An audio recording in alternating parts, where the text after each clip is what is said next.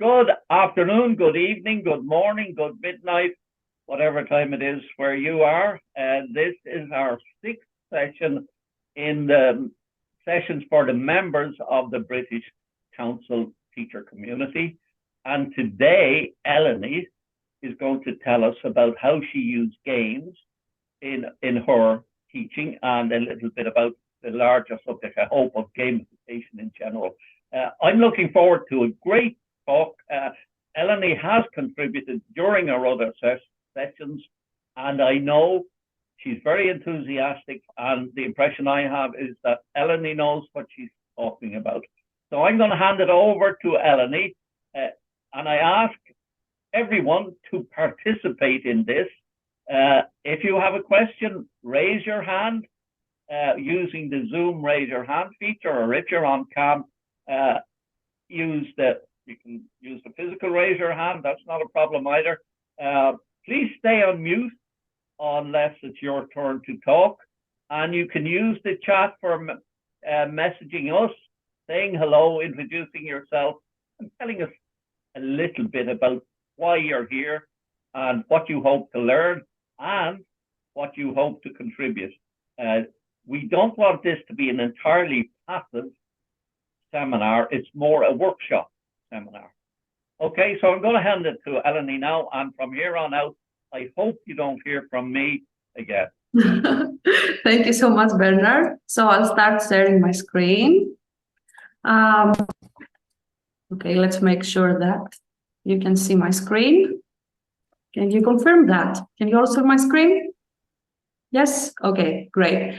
So I'm Eleni Tzaikou. I'm a language school owner here in Greece, and I'm a teacher of English and Spanish. I have been teaching English since 1999 and Spanish since 2006. And I'm also training teachers. And I'm very happy to be sharing this presentation with you today. So feel free to comment in the chat box in case you want to ask something, or even unmute yourselves. I don't have a problem. I'll try to take it slow. Thank you. Give me 1 second because something got stuck. Okay, now I'm set. So as I said, today's session will be on games. So what we will be doing in this workshop demonstration is I will be showing you a few games that I use with my students in order to teach various subjects in my English class. And I will also be showing you how to prepare them. It's not going to be a lot of theory. I will just give you practical tips. So here you see what my school looks like. This is the corridor of my school. And as you can see, I have a lot of board games because that's how we learn in this school. And this is what the drawer looks like. I have a lot of paraphernalia that I use in order to make my, my lessons more engaging for students. And also this is another shelf which has a lot of laminated material. And here you can see the way that I organize my material in envelopes so that I can find whatever I need and so that everything is neat and tidy. So I think that it is very important for our students to get involved because this is the way they learn. When they like something, they are more enthusiastic, more keen to learn. So I said that I won't bother you with a lot of theory, just a few things. So the term of gamification was coined back in 2002, and well, it is actually defined as a multifaceted approach which takes into consideration psychology, design, strategy, and technology. When it was initially coined, it raised a few different opinions, contradictory opinions, because some teachers thought that maybe using games in the classroom would distract students, would cause them to make noise, would hinder the learning process. But then after some time and after a lot of studies, they came to realize that actually games can promote learning. So there are 21 elements that can contribute to an environment being characterized as gamified. So when some of them are included in a class, we say that this classroom is gamified. We will be seeing these elements in the next slide. You can see here that I have included an image of a girl who says, what games will we be using today, Miss? And that's what my students tell me when they are waiting outside the classroom, because, okay, I'm already in class, I have a group, and the next group is waiting outside. So whenever I open the door, there will be children asking me, what games will we play today? They're very enthusiastic about learning because, as I said, when you like something, you are more willing to learn. So 21 elements, as we said, that can characterize a classroom as gamified. And here you can see the gamification taxonomy, which actually splits into 5 categories, all the things that we will be going through today. So it includes fiction, narrative, and storytelling. I will be showing you some games that I use in my class. Also, gamification taxonomy takes into consideration the performance of the students, whether they have progression, what level they are at, the ecological level, which actually involves chance, time pressure in lessons, because, you know, when you don't have a lot of time allocated, maybe the teacher won't feel that willing to include games in the classroom. What I appreciate mostly is the social element. Okay, I think that games are very important in order to promote cooperation among students, competition, and they learn to behave as part of a group, which is something that is very important in the process of learning, because after all, language learning is not an individual process. It's a process that concerns a lot of people. It concerns interaction. We don't learn a language on our own because we want to speak it on our own. We share with others. We share it with others. We communicate with others. We exchange information. We take turns. And the personal level, objective, as you see here, puzzle, renovation. So it has a lot of elements, but I won't tire you. I will get to the point immediately. I remember that in the last session, here in the British Council community, there was a teacher who was asking whether games are appropriate for learning at all levels.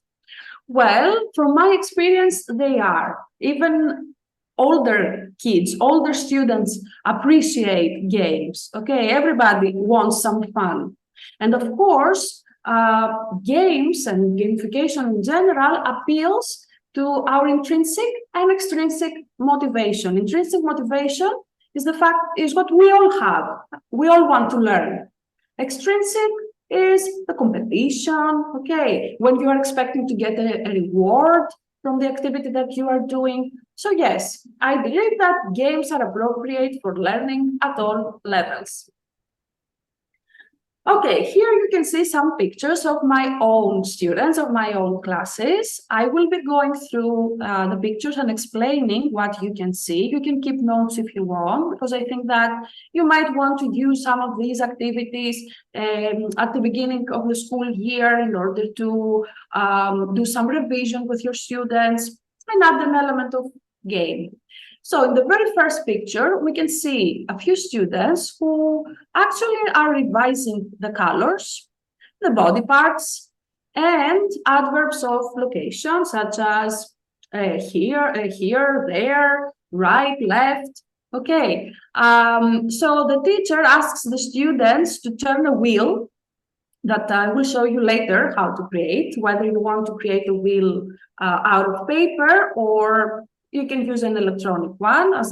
I will show you an application later on.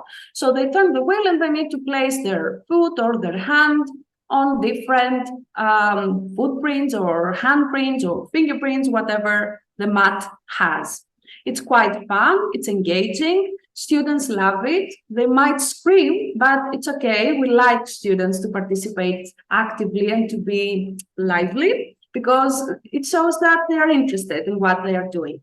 Now, in the second picture, you see the Scrabble letters. These are things that I have actually bought by loads for my school. I love Scrabble letters. I give each student a packet. and they can do a lot of activities throughout the year. You can use them at initial levels when you are teaching letter recognition. So you can ask them first to find the letters.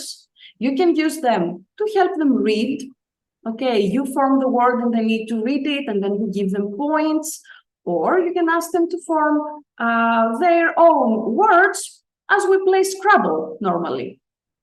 Now, in this picture, you see students using tablets. Gamification isn't only about using paraphernalia in the classroom, but it is also about using applications, tablets, maybe an interactive board like the one that's behind me.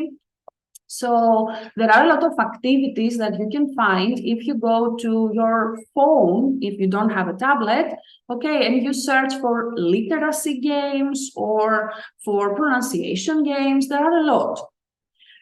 In this picture here, you can see some students playing with cards. Now, you will see throughout my presentation that some of the games are the games that I have found and bought, and some are games that I have created myself or adapted. Okay, so for instance, in this picture, you see a game that I have bought. It has written questions and pictures, okay, on each card, and students need to match the question with the answer. Okay, I divide them in groups. I divide all the cards in half. I give each group some of the cards, okay, and they need to match questions and answers. The questions could be something like, what's the weather like? So they need to find the card which says it's raining. Okay, or what is your name? So they need to match it with a card that says, my name is Eleni. It's quite fun and engaging, and I use these activities that don't have anything to do with grammar as a 5-minute bonus in the end of the game, of the class, sorry. You can use games in the pre-teaching level if you want to get them interested, or during the learning process, or in the end as reward. Now, in this picture, you see 2 baskets. You see that there's a box. In the box, there are little balls where I have written subjects. I, John and Mary, we, they. And here you see that I have placed 2 labels, have got, has got. Okay, sometimes we use them on their hands, on their heads, because they have some plastic bands that can be attached on their heads, but since sometimes it can be dangerous because while kids are playing, they might hit each other, I prefer to place them here on the ground. Okay, so they need to get a ball with the subject written on it. I use permanent marker to do that so that they can read the words. Okay, and then they need to place it in the correct basket. You can do that not only with have got, has got, but with other things. You can have countable and uncountable nouns, for instance, and ask them to divide the nouns that you will have written on the balls in 2 groups. Here you see colorful cards and students trying to sort them out. Well, what they're actually doing is they get cards with the verbs, and I might ask them to to use the verb in order to form a sentence and get points for that. Or they might be asked to give me the simple past of the verb or the past participle of the verb.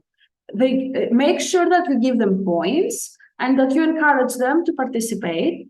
And in this case, if the group is, or the group of cards is mixed, even weaker students will find the verb that they know, okay, and they will be able to contribute and participate, which is nice because you are encouraging participation in this way. So this is what my school looks like throughout a school year. Okay, I'll show you more in case you're interested. Here you see students making a gingerbread house. Now, in this lesson, what we were doing was teaching colors, revising the parts of the house, such as roof, doors, windows, fence, because they had to build a fence around the house. Okay, and they were actually using biscuit and chocolate. It was before Christmas time, and they had a lot of fun. They were asked to decorate it and then taste it. So in this picture here, you see a lot of flashcards. Normally, most course books come with flashcards, at least in my country. So what I do after a month, let's say, teaching, I put all the cards on the table, I mix them, and they have to use the squads that we hit the flies with. I have actually tried to make them look like humans. So I have put them eyes and stuff. And I use a dice, as you can see here. And I have two small whiteboards, let's say. I divide them into teams. They have to throw the dice. If they get the number 2, for instance, they need to find 2 words that they know. So we check vocabulary in this way. Or they might need to find 2 words they know and make a sentence.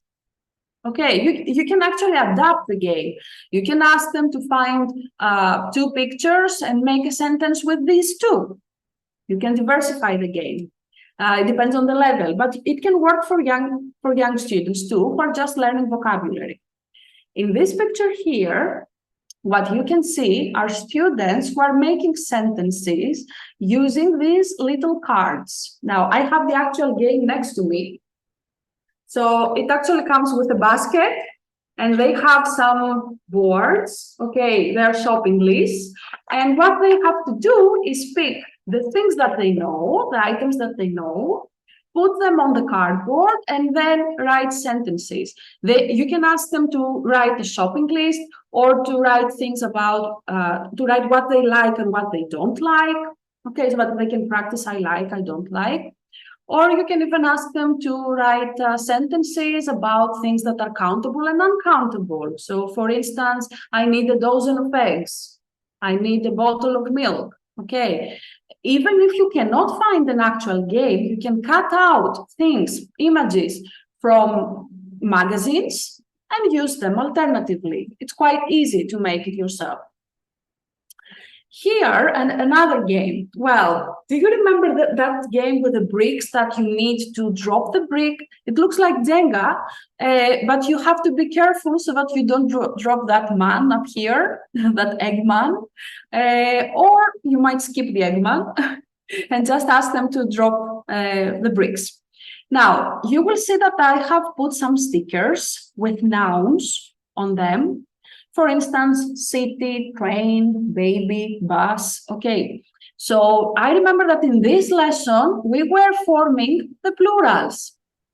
So what the students have to do is throw the dice. I have given numbers to the dice again, and they can throw they can throw 2 or 3 or 5 bricks in each case, but they need to be able to give me the plural name of the brick that they throw out. Okay, they love it. It's a little bit noisy, but I think it is satisfying. In this picture here, you see students using Lego. Again, we are practicing the plurals. So since I also have this next to me, I have found a little card. Can it focus? And I have written S. So for instance, if they find a word like train, they will put the other block on top of it, trains.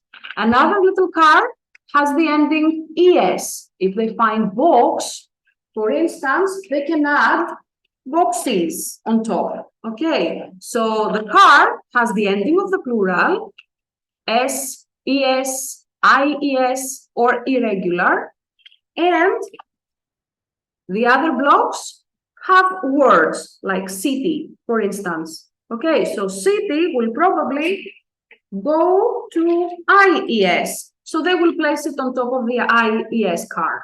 Okay, and they love doing it. This is for young learners, of course. Now, in this picture here, you can see that students actually have bells like this, the ones that we have in receptions of hotels. Okay, so they have a laminated picture. The picture has activities, people doing activities. So they need to observe the picture, hit the bell if they're ready, and give me a sentence. I might ask them to give me a sentence using present continuous, teaching grammar, using simple past, okay? But it is engaging. For younger learners, you can ask them to ring the bell and actually come up with a word, identify vocabulary that they see. Here you see hangman, okay. Since dictation might be boring for students, I thought that a very nice idea would be to gamify it. So I have come up with alternative ways that we can teach dictation. For instance, you might ask them to play hangman and write the word. The way we used to play hangman, okay, on a piece of paper, only that now they have the paraphernalia here and it's fun.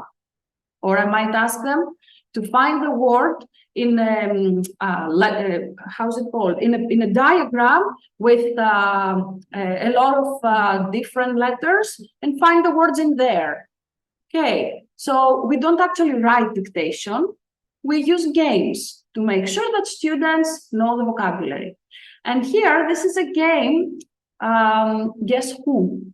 Only that I found that from Flying Tiger, I think. And it actually has some lions in this case.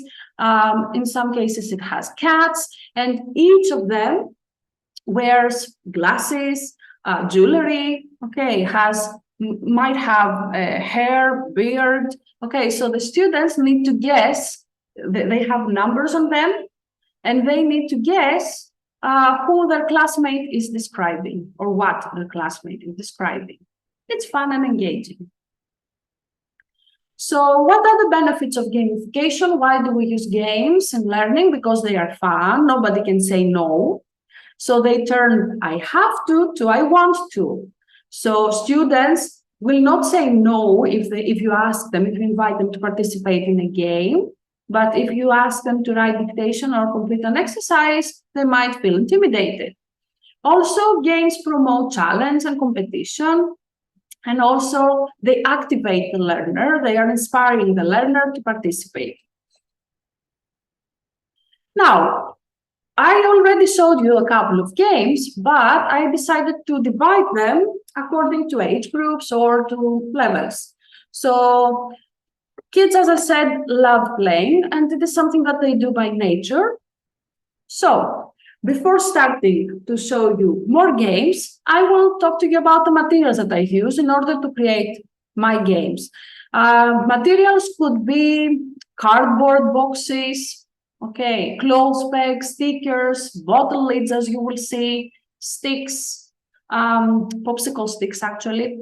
I definitely love my laminator because you will see that I have laminated an awful lot of things. Colorful papers that I use to create my cards. Game boards. These can be from actual games that you can find in your country, and you can adapt them by putting stickers on them. I have transformed the whole Guess Who game that was in Greek to English. I just changed the names. So instead of having Yorgos, I put George. Okay, it's easy. We use a lot of balls, kids' toys, dolls' clothes, puppets, an actual board game, something that is already made. We even use a toothbrush, which might be fun for you, but see what I have done here. I have actually written the letters of the alphabet on this, and students need to brush the right tooth. If I say find letter C, they will need to brush the tooth that has the letter C. It's fun, okay, and they like it.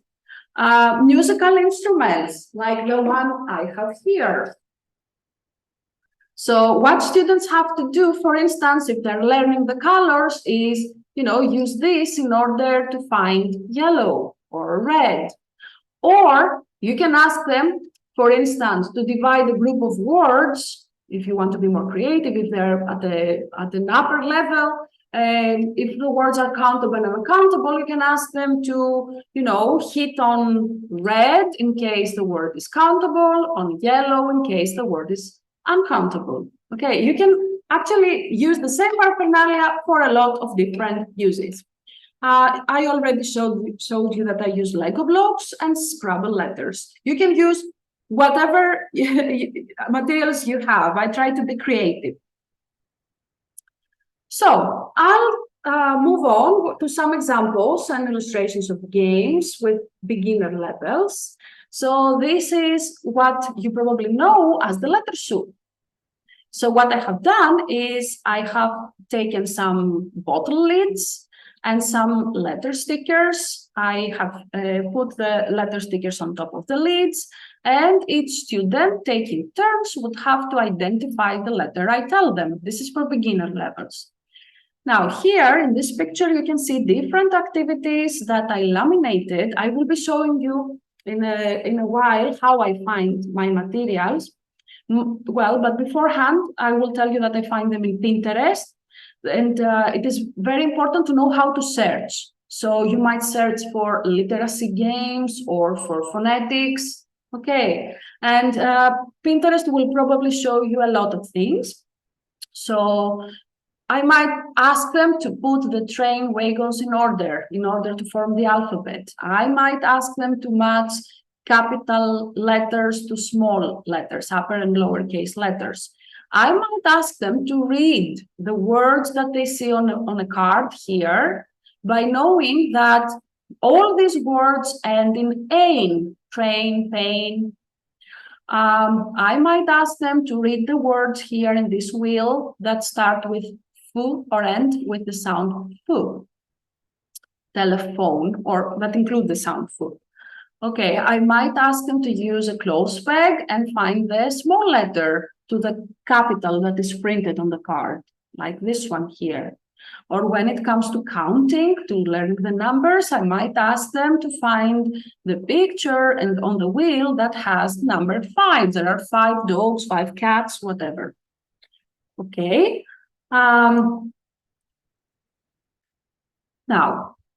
there are materials that I also create myself, such as the ones that you see here. I have used popsicle sticks, and I have tried to make some, this is a kind of, it's not actually paper, it's kind of plastic that I have stuck. I have made it look like a tree, and these look like fruits, let's say, and I'm teaching phonics. So they have at, if they put this stick at the front, it becomes pat. If they choose the other one, it becomes hat, and they need to read them. Okay, and provide me with the correct pronunciation. And this is a game that I bought online. I think it was from eBay or Amazon. What they actually can do with this is they pick a card which is facing down. They have to read it. That's for the first month when we learn how to read. So they read the word belt. And step by step, they start learning that belt is the item that they see here. So they also learn some vocabulary. And then they need to use these letters, again, the Scrabble letters, in order to form the word and put it here. And I give them points, of course. Now, for the younger levels, normally I give something as remuneration, I would say. It might be sweets, or I don't know, it might be stickers. Okay, so that they get started and they like it and they become more enthusiastic. Now, in this picture here, you see some wooden dices. I have actually put some stickers, letter stickers again. You will see that there are some verbs accidentally here that I use them for another reason. But what they have to do is throw the dice, and according to the letter they get, they need to give me a word starting with that letter. That is again for younger students. You can do that with numbers. You will see here that I have number 1. Okay, and if you use verbs, you can ask them to give you a sentence with that verb, or a sentence in the simple past of that verb, or in another tense, or make a passive voice sentence, whatever you think of. Okay, so here you see some Jenga blocks. They are colorful, so I use them to teach the colors. So far I have shown you 3 ways to teach the colors. I don't use the same games every day. I try to differentiate them so that I can revise next class and they won't feel bored. Okay, so I can teach colors using, for instance, a musical instrument, as I showed you earlier, or a Jenga game with blocks, colorful blocks like this, or a yoga mat with footprints and handprints. Okay, so try to, make it more engaging for them. If you use one game in one class, maybe next class, you can go through the same material, but using a different game so that it will be more interesting for them. And here you see another game that I found again to play house here in Greece. It was in Greek. So what I did was I actually put stickers. I wrote the phrase, the sentence in English, and I put some color so that they won't focus on the fact that it is a sticker and they won't start saying, what's behind it? Okay, so what the object of the game is to guess who am I or what am I? So the person who is wearing the band with the card doesn't know what the card has, and the classmates need to help the person find the object or the animal or whatever. So in this case, the student who would be helping me to identify the apple would tell me something like, it's a fruit, it's red, okay, it starts with A, sometimes they say, apple, where you have to set the rules. Sometimes students want to help their classmates, so they might, get over enthusiastic and betray the word. Now, other materials that I might use are some board games that I found on Pinterest. Okay, they cover different materials. So here you see that it has parts of the house, objects that we find in the house. Since this is a board game, you definitely need to have a dice like this one. You can find colorful ones. They're cheap. They might be 20 cents. Okay, I bought a band so that, they have different colors and they like them. And what we do is after we finish teaching the vocabulary, they might play a 5-minute game. Here you see that I have 4 colors and cards where I have written adjectives such as young. So probably there is old too in there, and they are learning the opposites. Now, why? The reason I have actually included 4 colors is this. 2 colors have the same words. So young might appear on a blue card, but it also might appear on a green card because there are 2 teams of students. Okay, and old will be in a yellow card and in a red card. So the group that manages to finish matching the pairs of the adjectives faster are the winners. They might skip dictation for next time, or they might get another type of reward. Okay, and they love it. And in example number 12, you see some laminated cards with verbs, actions. Now, you can use these in different ways. You can use them to play pantomime, charades, I think. So what students have to do is take a card that faces the other way around so that they don't see the word. They pick the card. Only they know what is written, so they need to mimic, and their classmates have to guess the action, the verb. Well, this is a very noisy game. They enjoy it tremendously. Normally, parents are waiting outside. Thank you, Bernard. Normally, parents are waiting outside, so they are actually, very happy to hear that their kids are enthusiastic and they love what they're doing. And I found that in another game that I was telling you last time in another presentation that I think Mali had. So I found some cards which have some symbols on them, sound symbols or a person showing. So if you get the card with a sound, you need to make the sound. So a cow will probably do some sound, okay, make some sound. And the students have to identify the word, come up with the word. Whereas if you have the picture that has the person, you need to pretend that you are writing. So the students might come up with the word right.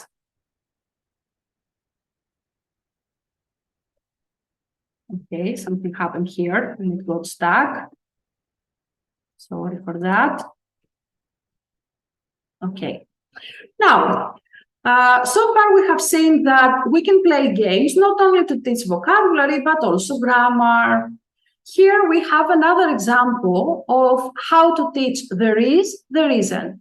So what I have done is that I have found some pictures which seem almost identical, but in fact they are not. Students need to find the differences and they need to form sentences with there is, there are. Okay, and they need to write them on their notebook.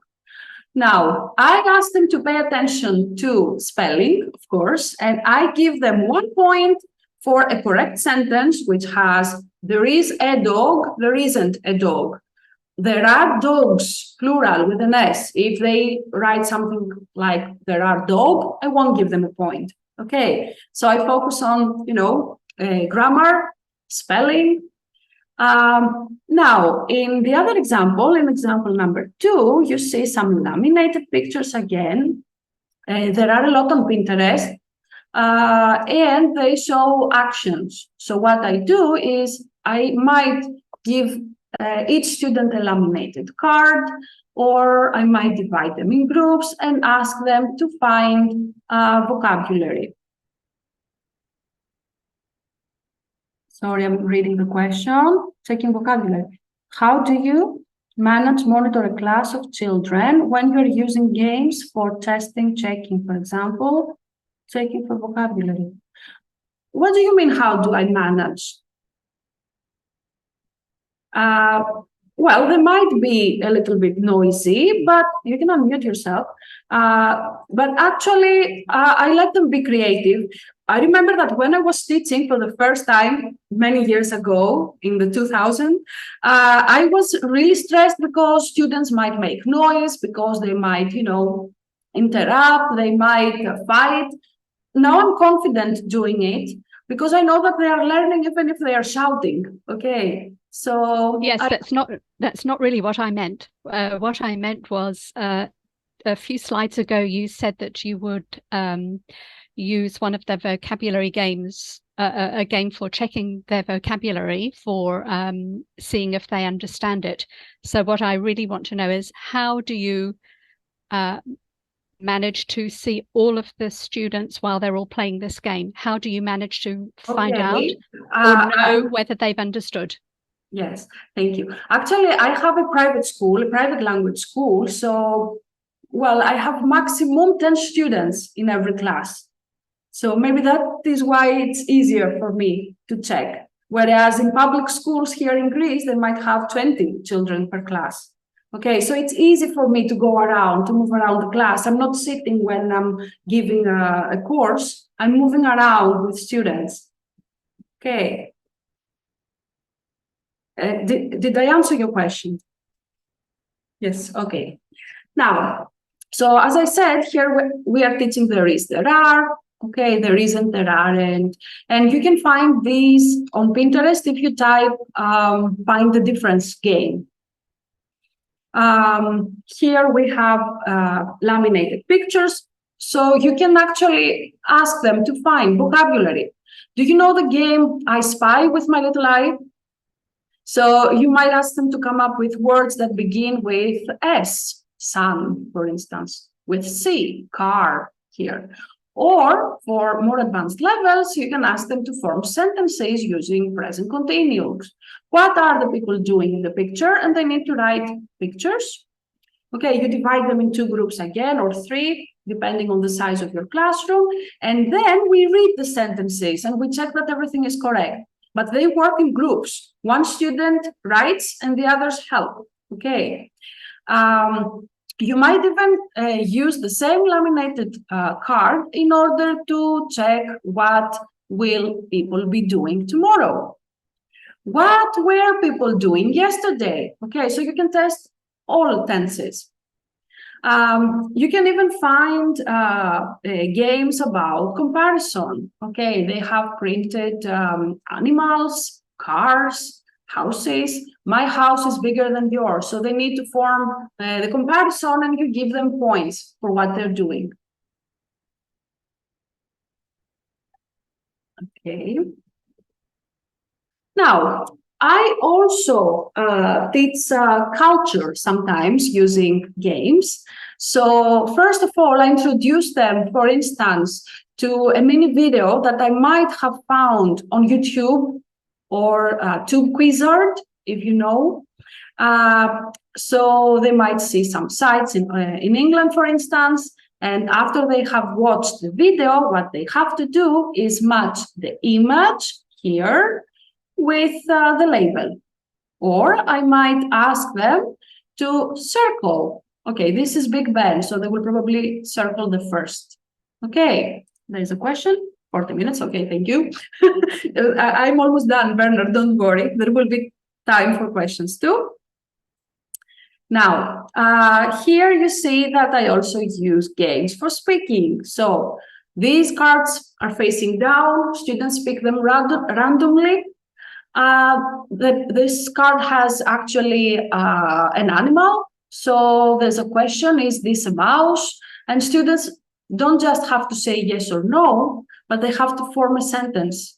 No, it isn't. It is an elephant. Okay. So if they answer no, it isn't, they will get 1 point. If they provide the correct answer, no, it isn't, it is an elephant, it's big. If they can say something more creative, they will get 2 or 3 points. And it's interesting for them because young kids start speaking step by step. Now, you can also find cards with descriptions of people. Now, how do I use them? They might take randomly cards and need to present the person to us, to the rest of the class. Or I might ask them to work as detectives. Okay, and I might tell them, for instance, that there has been a robbery. And the robber was a person who was 30 years old, a person who likes, let's say, shopping, or who likes listening to music. So they go through the cards, they find the correct card, and then they present the person. Now, as I said, you can be creative and make your own games. Make sure that you make it fun, you make it complex, and you make it loud. Don't be afraid of, students getting a little bit loud. Okay, I like it after all those years of teaching. So you can find board games like these ones here and use them even with a PDF, where the PDF has sentences and they need, in order to advance on this board, they will need to answer correctly 3 or 4 sentences. I also told you that I use popsicle sticks. This is actually a kaboom game. Do you know what it is? I have written here on the sticks some categories, let's say. They use again a dice, they throw the dice. I also have this board here. And if they get 2, for instance, and they get this popsicle which says clothes, they need to provide me with 2 items of clothing, like t-shirt, trousers. Okay, if they find it correctly, they move on the board. If they don't, they might move back. Try to be creative. Create this type of wheel, like the one that I did. Take 4 cards, give back 2, miss a turn. Okay, you can make it more complex. And if you cannot make something like that, make a wheel, I'll stop my screen sharing just for a second, and I will show you another app where you can actually create it yourself. Give me 1 second so that it loads. So there is this site, which is called wheelofnames.com. Okay, so you type the students' names here, or whatever you want the wheel to show. Maybe you want it to show categories. Okay, then you click on it. It's random, it stops. Okay, so it's Gabriel's turn, let's say. Okay. Now, where did it go here? Okay, let me put it again on screen. Now, I even made these flags for there is, there are. They have a blue flag with there is, a red flag with there are. Each student has two. So if I say a dog, they will probably lift the flag that says there is.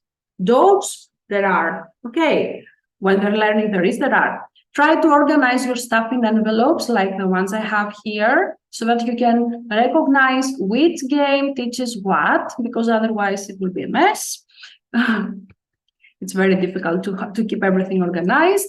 And for more advanced levels, yes, there are also some games. There are games that you can find on Pinterest or on ISL Collective or Teachers Pay Teachers or Twinkle, where you can actually play a speaking game. Okay, they throw the dice, they move along the board, and well, they might have to talk to us about their favorite food, about their favorite movie, about their favorite singer or actor. We also play Taboo. That's a very nice game in order for students to get started speaking. So what they have to do is they need to help their classmates find that the hidden word is school bus without saying yellow, pickup, vehicle, or kids. Okay, so they need to describe it, what we take in the morning to go to school. No, school is a word. I lost. What we need to get on in the morning, or where we normally meet in the morning before class. So I found it. It's school bus, 2 words. Okay. Another game is Who is the Burglar? Like the one that I showed you earlier with the cards that have people's data and they need to present them. Only that in this time they're searching for a burglar. And for more advanced levels, well, I was thinking that, okay, these children also need to play sometimes because we're teaching them more advanced stuff. So what I did was find pictures online that show social issues. For instance, pollution, global warming, okay, reading books, whatever. Okay, you can find a lot. Bullying, social media. Okay, so these cards are placed facing down. Students randomly pick one and they need to speak for a minute. Okay, in order to describe the picture, and the winners, for instance, might get something, a treat, let's say. You might make it more complex. You may use buzzers and ask them to come up with something faster. Or you may do a brainstorming session before getting them to answer the question. You might ask them to collaborate to find the vocabulary that they need to use in order to make a story about this. Okay, and then the fastest group will probably narrate the story. Or after speaking, you might also ask them to, let's say, write a paragraph about it, but make it a game, so that they won't feel bored. Because if you ask them to talk about social issues, they might not be interested. But if you give them pictures, well, they probably like it. Okay. Now, when it comes to games, we are not only using paraphernalia. Okay, we can actually use technology nowadays. There are a lot of applications that you may use. I'm sure that you all know Kahoot. Okay, you give them tablets or they can use their phones and they need to answer either grammar or vocabulary questions. You can play quizzes. I think I misspelled it. It is written with 2Z here. Okay, which is a better version of Kahoot. I actually prefer it because it has extras. Okay, and it actually has a big bank of pre-made games by other teachers that leave them unlocked. So you can pick, for instance, a game on passive voice that somebody else has created. Mind you, sometimes they have mistakes, spelling mistakes or errors, so you need to correct them. You can duplicate the game and then correct it and then assign it to class, either at the time that you're delivering the lesson or asynchronously. Quizlet, which is used for vocabulary mainly, you can ask them to play a Quizlet game in the end. Quizalize, which also gives you the option to put vocabulary, and then they need to find the correct definition of the word, for instance, or the sentence where this word goes. Turtle Diary is a bank of games that you will love. It has an awful lot of games. I think you have to pay for it. There are some free games that I use, okay? But there is a free version, but it doesn't have all the features. But I think it's amazing because it has material on various tenses, on various, sorry. Yes, the second game is quiz, yes. Quizzes, exactly. So you can find whatever you want in this site. It is called Turtle Diary. You definitely know World War, where you can create different games, and well, you can share them with other teachers as well. ESL Games World is ideal for younger learners. Lyrics Training is a very nice site where you can help your students get accustomed to listening. I don't know whether you know it, you are familiar with it. In case you are not, imagine that there is a YouTube, let's say, video. Right below the YouTube video, you can see some, it's like a karaoke where you have the lyrics of the song, but some words are missing.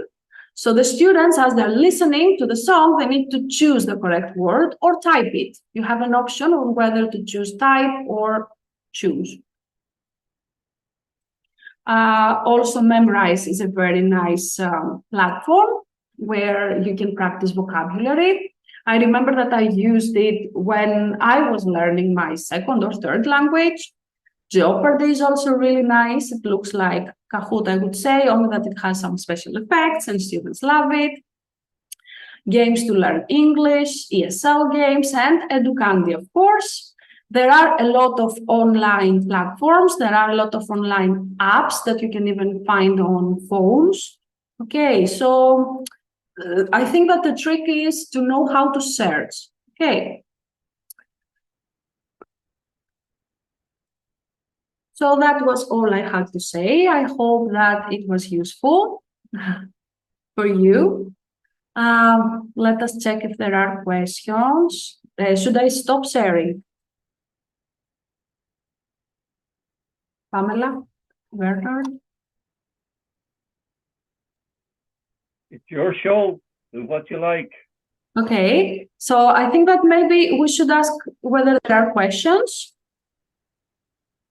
Yeah, just before people ask questions, can I please ask people to ask questions for preference? We want to get participation. We want to get people speaking. So if you want to ask a question, please do so.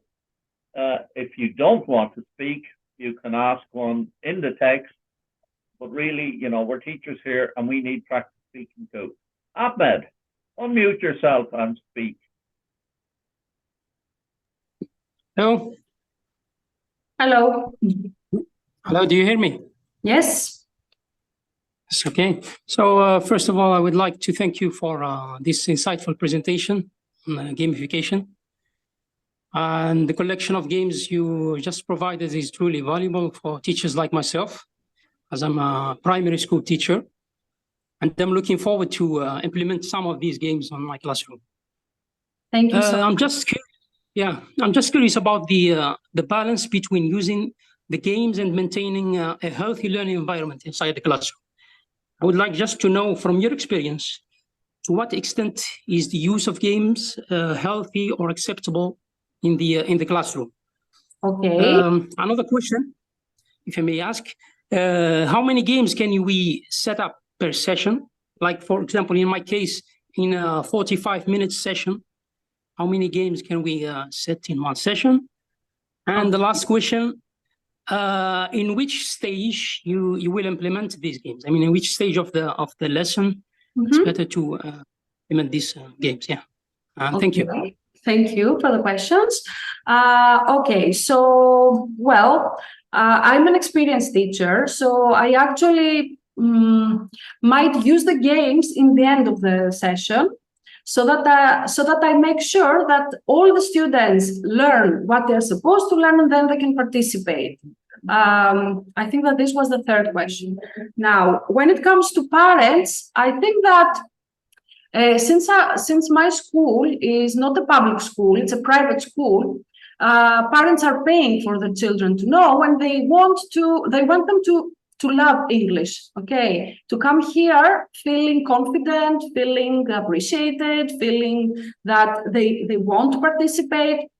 So I think that parents are encouraging overall, at least in my case. And what was the third question? Sorry, I forgot it.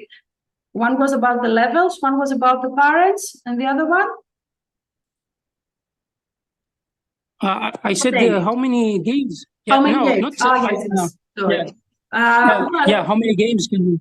Yeah. I think that playing games is time consuming, so I might just use one activity per session.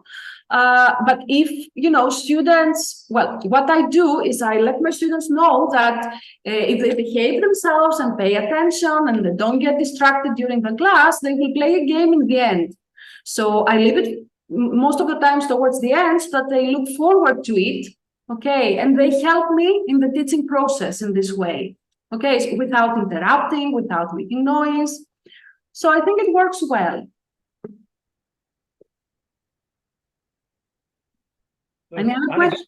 Yes? Yeah, sorry. Does anybody else have any questions, please? Before we go to chat, I see Mary has a question in chat, but really, I really want to encourage people. Yes. Do you do all the game preps on your own? Well, as I said, yes, I prepare them on my own. I adapt board games that I might find, or I'll show you another thing that I didn't show you. Okay. Can you see that? It's like a puzzle. Okay. I bought it from Tiger. It doesn't have anything printed on it. So what I did, I'll show you now a different one that I actually used. I put the verbs on the infinitive and simple past, and they need to match them. Okay, so yes, I prepare the games myself. I find materials in case there are materials on Pinterest or on other sites and adapt them. But whenever I enter a toy shop, well, I'm full of ideas. I see something and I want to adapt it as a teaching material. Okay. The only thing that I didn't manage to do right now is a board game that I bought. It is something like Pekino Games, something like that. But I haven't thought of an idea yet. I'm not sure how I'm going to use that. Any other question? Yeah, thank you, Eleni, for this outstanding presentation and provided games that you have shared with us. I just wonder that you mentioned that we as teachers should make our class make it louder, as we understand. But it's like some kind of challenging because we disturb other classes. Oh, and and other teachers, they just start to complain. That's why I just want to understand, don't you have this kind of problem? As I understand, your school is a private one, and for you it's like a better to monitor. And but generally, did you have this kind of experience that you taught a big class and you had that kind of experience, and how did you deal with this kind of problem? Okay. Well, in case you have a big class and you don't want them to be loud, you might, do the game in the end, leave it for the end, and you might ask them to, not be that loud. And, if you stick to the game rules and you don't scream and shout, maybe next time we will play a better game. Okay. But never promise without delivering because you're going to be in trouble next session. Okay, try to deliver on your promises because kids remember it. Okay. Yeah, right. Thank you very much. But I think that, well, a classroom is supposed to be loud because I remember that when I was at the beginning levels of my career, what actually stressed me most was the fact that I thought that students weren't paying attention in case they were standing up to sharpen their pencils or moving around the class or talking to a classmate. Okay. And well, as I was progressing as a teacher, I realized that this is something that should not concern me because they might get distracted momentarily, But if they want to participate in a game, they will definitely pay attention because they want to learn the rule so that they can participate in the game. Okay, so I think that it comes with experience. As you get more experience, you are going to, you know, allow for some noise in the class. Thank you, Mary. Sorry, she has to leave. Okay. Any other questions? Anybody else got any questions before we wrap up?